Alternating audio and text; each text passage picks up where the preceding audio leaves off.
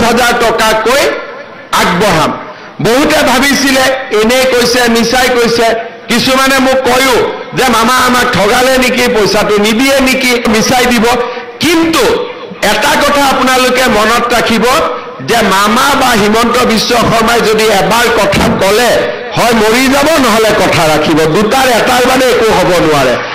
আজি আমি ইয়াত সকলো আহিছো আজি ৰাতি আমি বিশ্বনাথত থাকিম অহা কালি মই বিহালীত যাম 23,000 মহিলাক 10,000 টকাৰ চেক অহা কালি আমি বিতৰণ কৰিম এতিয়া আপোনালোকে মোক খুদিব যে বিশ্বনাথত কেতিয়া পাম খুদিব নে নাই হেতু আপোনালোকে প্ৰমোদ বৰঠাকুৰক খুদিব যোনদিনাখনে মোক মাতে সেই দিনাখনে মই আহি চেকখন দি থৈ যাম ঠিক আছে সোনকালে মাতিব নে দেৰিকৈ মাতিব অলপ আৰু এবাৰ কওকচোন মই শুনাই নাই সোনকালে নে দেৰি কৰিম সোনকালে মাতিব কিন্তু যিদিনাখন চেক পাব পিঠাপনা লগত লৈ আহিব এতিয়া আৰু এটা কথা মই কৈছো 10,000 টকাত আমি ৰখি নাযাওঁ এই 10,000 টকা যোৱাবাৰ জজ ফিল্ডত মই 25,000 লৰাক মাতি আনি 1 লাখকৈ টকা দিছিলো তেওঁলোকক মই কৈছিলো যে 1 লাখ যদি আপোনালোকে ভাল কৰি ব্যৱহাৰ কৰে মোবাইলত যদি খৰচ নকৰে ছোৱালীক যদি বাইকত উঠোৱাত খৰচ নকৰে বা ছোৱালীয়ে লৰাক বাইকত উঠোৱাত খৰচ নকৰে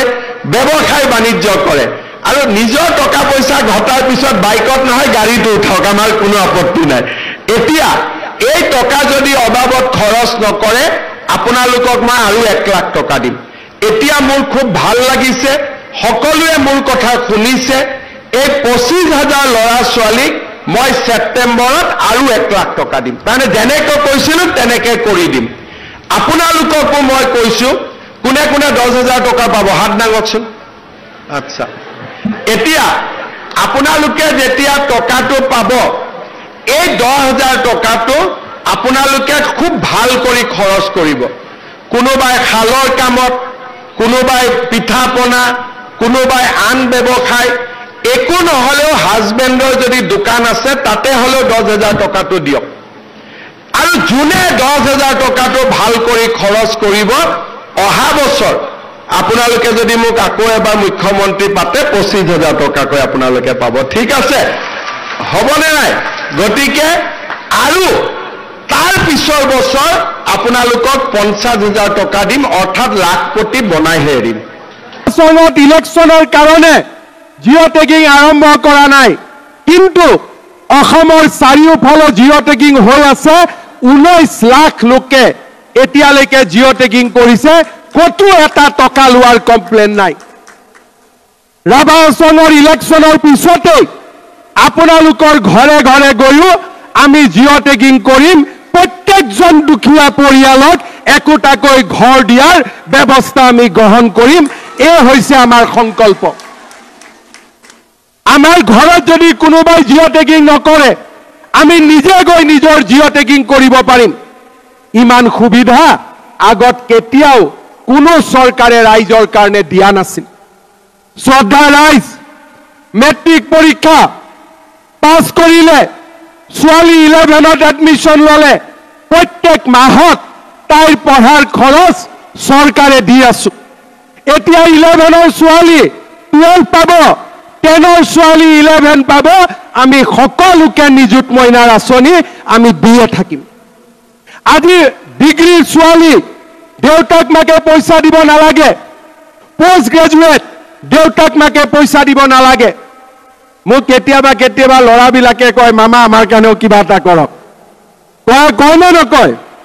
সেইকাৰণে এইবাৰ আমি এটা সিদ্ধান্ত লৈছো যিমান লৰা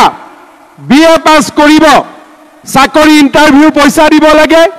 ইণ্টাৰভিউ দিব যাব লাগে বিএ পাছ কৰা প্ৰত্যেকজন লৰাক মই 1 বছৰৰ কাৰণে বেংকৰ একাউণ্টত 2,500 টকা কৰি প্ৰত্যেক মাহত দিয়াৰ ব্যৱস্থা কৰিম যাতে কৰবাত ইণ্টাৰভিউ দিব যাব লাগে দেউতাক মাকৰ পৰা পইচা খুজিব নালাগে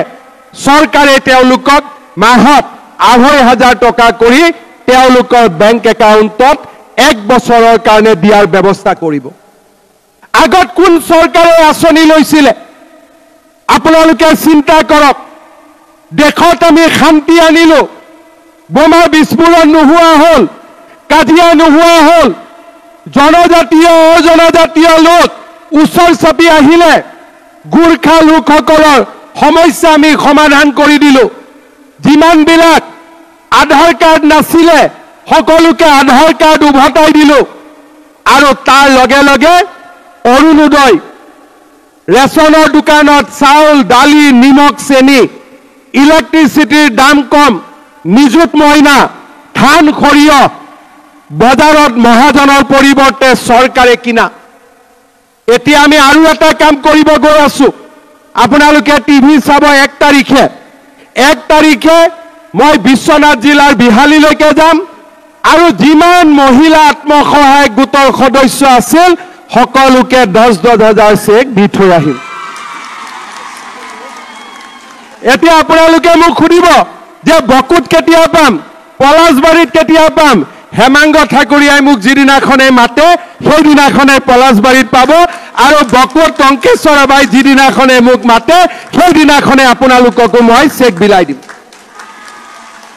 আমি 1 তাৰিখৰ পৰা আৰম্ভ কৰিম বিহালীত। কংগ্ৰেছে কৈ আছিলে ক'ত দিব CM-এ এনে কৈছে, আৰু এই CM-এ মিছা কথা কোৱা মানুহ নহয়। এই CM-এ যি কয় তাক কৰি দেখুৱায়। এতিয়া 1 তাৰিখে যেতিয়া বিহালীত আই মাতৃসকলে টকা পাব, কংগ্ৰেছবিলাক গাঁতত সোমাই যাব। আৰু এটা গাঁতৰ পৰা উঠিবই দিব নালাগে, গাঁততে মাটি তৰি দি দিব লাগে আৰু যাতে উঠিব নোৱাৰে, হয়নে নহয়? আৰু 10,000 টকা নহয়, 10,000 টকাটো ভাল কৰি ব্যৱহাৰ কৰিব। অহা বছৰ গ্যাৰেণ্টি মই আপোনালোকক আৰু 25,000কৈ টকা দিয়াৰ ব্যৱস্থা কৰিম। শালত ব্যৱহাৰ কৰক, মুৰ্গীক ব্যৱহাৰ কৰক, মৌ-মাখিত ব্যৱহাৰ কৰক, পিঠা পনা বিক্ৰী কৰক, কিবা এটা কাম কৰিব। আৰু লগত গাহৰিৰো ফাৰ্ম খুলিব পাৰে। গাহৰিবোৰ দেখিলে বিদেশীবিলাক নাহে আৰু ওচৰত, হয়নে নহয়? যি কৰে কিন্তু কিবা এটা কৰিব যাতে 10,000 টকাটো সৎ ব্যৱহাৰ কৰিলে অহা বছৰ মই আপোনালোকক আৰু 25,000 টকাকৈ দিব পাৰো। মোৰ ওপৰত বিশ্বাস আছে নে নাই? আছে নে?